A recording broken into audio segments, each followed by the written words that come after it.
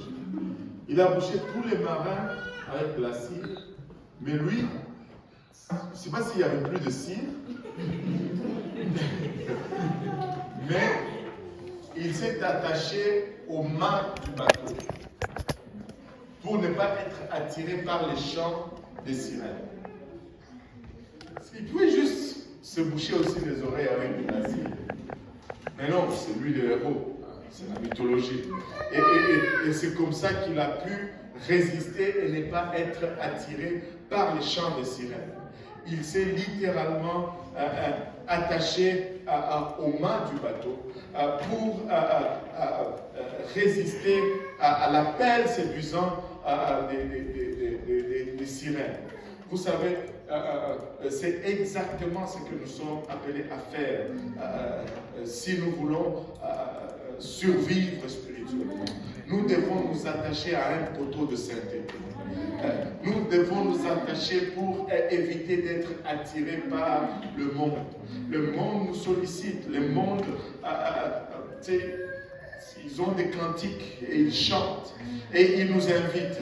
Mais laissez-moi vous dire, moi je m'attache à la sainteté. Je m'approche à la sainteté. Nous devons nous approcher, alléluia, à l'unicité. Nous devons nous approcher au moins, alléluia, de notre barque. Alléluia. Et laissez-moi vous dire,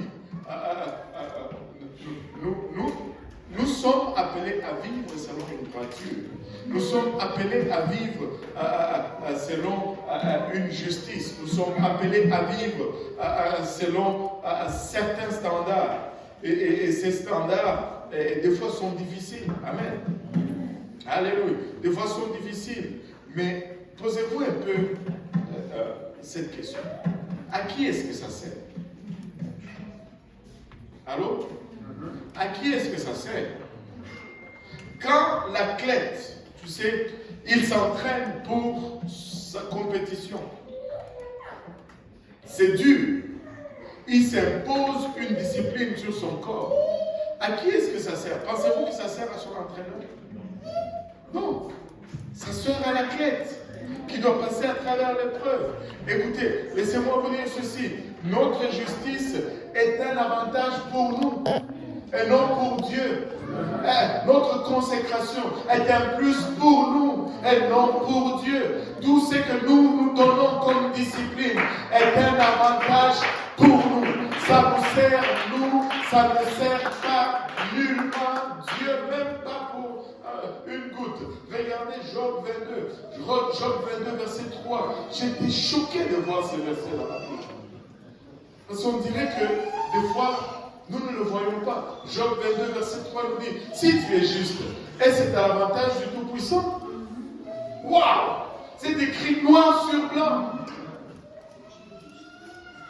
Mais on va argumenter, on va lutter, on va repousser, on va... Si tu es juste, est-ce à l'avantage du Tout-Puissant? Si tu es intègre dans tes voies, qui gagne-t-il? Qui est-ce qui gagne? Regardez le même Job 35, verset 7. 35, verset 7. Si tu es juste, quel lui donnes-tu? Qu'est-ce que Dieu gagne dans ta justice? Il est Dieu. Alléluia. Quel soit-il de ta main? Waouh! Au moins la sanctification, au moins la... Regarde, c'est toi le premier bénéficiaire. C'est toi le premier récipiendaire des bénéfices de cela. Donc, c'est pas pour Dieu, c'est pour toi. Alléluia. C'est pour toi d'abord. Amen. Alléluia. Regardez le verset 12. Car l'Éternel Dieu est un soleil et un bouclier. Alléluia. L'Éternel Dieu est un bouclier. Il n'est pas seulement soleil. Il est soleil et bouclier. Il n'est pas seulement bouclier. Il est bouclier et soleil. Alors, voyez-vous un peu le paradoxe? Bouclier, si le soleil sort, tu peux mettre ton bouclier comme ça et ça te fait de l'ombre. Pourquoi il veut être les deux? Il est un soleil et un bouclier. Et regarde, vous savez pourquoi? Parce qu'il donne la grâce et la gloire. Et comme un soleil, le Seigneur me montre davantage mon péché. Il m'éclaire. Il me révèle qui je suis. Mais comme un bouclier, il me donne la force de m'opposer à mon péché. Alléluia. Oh, comme un soleil, il va illuminer l'énormité de ma culpabilité. Mais comme un bouclier, il me montre sa couverture de miséricorde. Le Seigneur, alléluia, ne va pas juste te couvrir pour te couvrir. Alléluia, il va te dire, regarde mon fils, ça ce n'est pas bien. Mais tu n'as pas besoin de rester là. Alléluia, voici mes voies. Oh, le Seigneur est plus intéressé dans notre salut de foi que nous le sommes nous-mêmes. Le Seigneur veut te sauver, le Seigneur veut t'améliorer, le Seigneur, alléluia, veut te restaurer. Alléluia. Si Dieu n'était pas à la fois un soleil et un bouclier, ma situation serait désespérée. Je ne pourrais jamais m'en sortir. Parce que c'est un Dieu juste, alléluia, je ne pourrais jamais m'en sortir. Il est un soleil, mais il est aussi un bouclier. Il me montre mes fautes, mais il me montre aussi sa couverture et ma voie de sortie. Alléluia. Comme il est les deux, alléluia, les révélations qu'il fait en tant que soleil ne font que me préparer aux bénédictions qu'il me donne en tant que bouclier. En d'autres termes, je ne peux pas prendre la grâce de Dieu pour acquis. Je ne peux pas prendre sa miséricorde pour acquis. Je ne peux pas, alléluia, pécher aujourd'hui et retourner encore dans le même péché demain. S'il me le montre, il me donne son bouclier. S'il me donnait son bouclier sans me montrer, je retournerai dans le même péché. Alléluia. En tant que soleil, Dieu me montre qui je suis. En tant que bouclier, il me montre qui il est.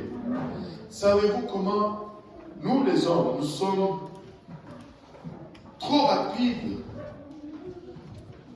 à condamner, alors que nous sommes imparfaits. Mais Dieu qui est parfait, il est tellement lent à la condamnation.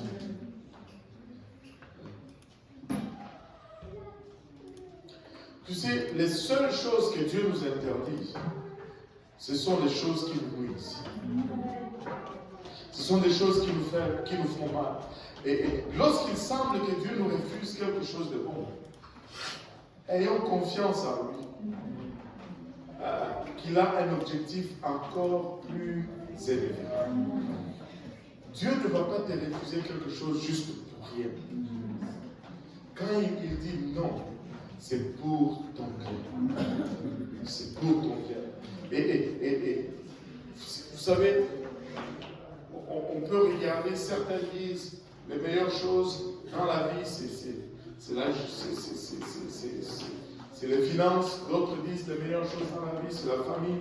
Mais les meilleures choses dans la vie, vraiment, c'est la justice, la paix et la joie dans le Saint-Esprit.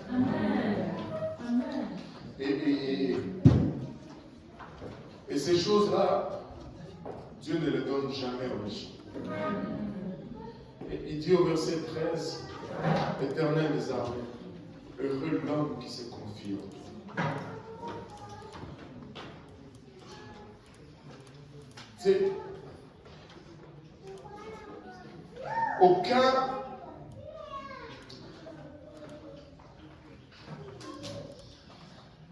nous ne comprenons pas, même si nous adorons comment, nous n'allons pas toujours comprendre le désir intense que Dieu a de nous sauver. Et c'est pourquoi nous avons toujours des difficultés avec ce qu'il nous dit de ne pas faire.